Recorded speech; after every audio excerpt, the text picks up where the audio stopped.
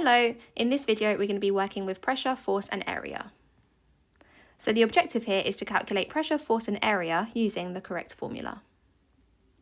So the key idea, if we want to work out pressure, we do the force divided by the area. So when we're doing this, we need to ensure that the units are consistent. So for example, if the pressure is in newtons per metre squared, the force needs to be in newtons and the area needs to be in squared metres. We can also represent this pressure formula using a triangle. So when we have the triangle, because it's force over area, we're going to put the force on top, the area on the bottom and the pressure here. So this triangle enables us to work out the pressure, the force or the area. So here's an example. We have a force of 600 newtons applied over an area of 2 squared metres. Find the pressure. So the first thing I'm going to do is draw out the triangle. So we have pressure is force over area. So this time we're trying to find the pressure. So we're going to do the force divided by the area. So pressure is force over area. So the force is 600 newtons and the area is 2 squared metres, and 600 divided by 2 is 300, and the units for that, because the force is in newtons and the area is in squared metres, is going to be newtons per metre squared.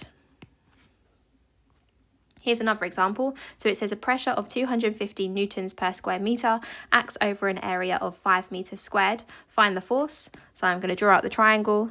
So I know that pressure is force over area. So if I want to find force, I do the pressure times the area because force is on top. So the pressure is 250 and the area is 5. So 250 times 5, that's 1,250. And the units for that is going to be newtons. So the force is 1,250 newtons. Here's another example. So this time a pressure of 400 newtons per squared metres is applied by a force of 800 newtons. Find the area. So if I draw a triangle, I have pressure is force over area. So if I want to find the area, I'm going to do force over pressure. So the force is 800 and the pressure is 400. So 800 divided by 400, that's going to be 2. And the units for that is squared metres because the pressure is in newtons per squared metre. So the force needs to be in newtons and the area needs to be in squared metres. Here's an exam style question. So it says a woman wearing high-heeled shoes exerts the same force as when wearing flat shoes. Explain why the pressure on the ground is greater when she's wearing the high heels. So if we first start off by drawing out the triangle, we have that the pressure is force over area. So if we want to work out the pressure, we're going to do the force divided by the area. So if we just draw out this situation, so we've got a pair of high-heeled shoes and we've got a pair of flat shoes. So if you imagine the high-heeled shoes, you can notice that the area in contact with the ground is much less than with the flat shoes. The flat shoes have a higher area in contact with the ground, and the high-heeled shoes have quite a small area in contact with the ground. So if I say that the area is smaller for the high-heeled shoes, and the area is bigger for the flat shoes. So if we wanted to work out the pressure for the high-heeled shoes, we're going to do the force, which we know is constant for both of them, but it's the force over a smaller area. So I'll put force over AS for force divided by a smaller area.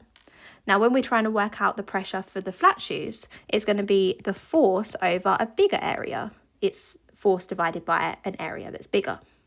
So this number here, if we're dividing by a smaller number, we actually get a bigger number. So when we do a number divided by a smaller number, it's going to be a bigger number than if we're dividing by a bigger number. So when we do force divided by a small area, that's going to give a bigger pressure than if we did the force divided by a bigger area. Because if we divide by a bigger number, we get a smaller number. So it's going to be a smaller pressure when it's a bigger area. So the reason why the pressure on the ground is greater when we're in high-heeled shoes is because we're dividing by a smaller area. So here are some quick fire practice questions on this topic. Pause the video, have a go at these, and I'll reveal the answers in a moment. Okay, so well done if you managed to have a go at those. So here are the answers, and that's everything for this video. So thank you so much for watching, and I'll see you again in another video. Bye!